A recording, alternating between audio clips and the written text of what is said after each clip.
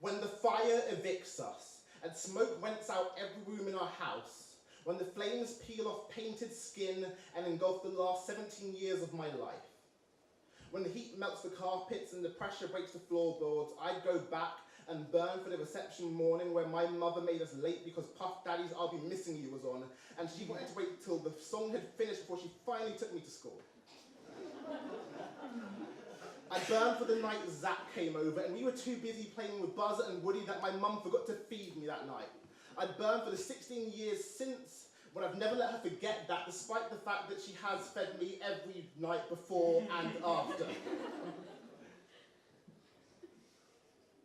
I'd go back and burn for the weekend that Louis was going to come round, but his mother didn't trust him at home with just me. And for the Sunday afternoons after church when Kabina and Martin would invite themselves round and we'd lose ourselves in Little Big Planet and Super Sunday football.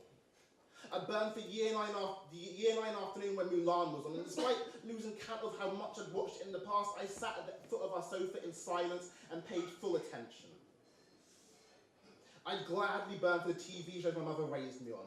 For Becca and Third Rock from the Sun, for Frasier and His I'm Listening, for Will and Grace and every Just Jack. I'd burn for the day my mother bought us Sky. I'd burn for my childhood raised on Cartoon Network and Toon Disney. I'd burn for the Weekenders and Animaniacs, for Lloyd in Space and Fillmore. I'd burn for our present. Let the fires rip my flesh off my body for Emmerdale and Doctor Who, for Family Guy and Come Dine With Me. I would burn for David Lamb's voice.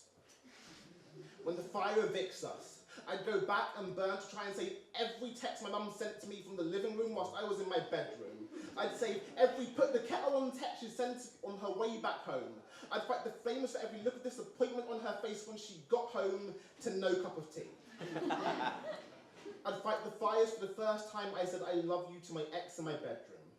And I'd go back and burn for the last time I said it, even though I don't remember when that was. I'd burn for the 6 months she lived in our flat waiting for a job to magically appear in front of her. It's annoying.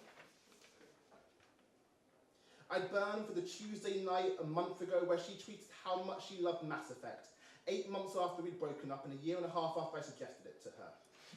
I always knew she'd like it.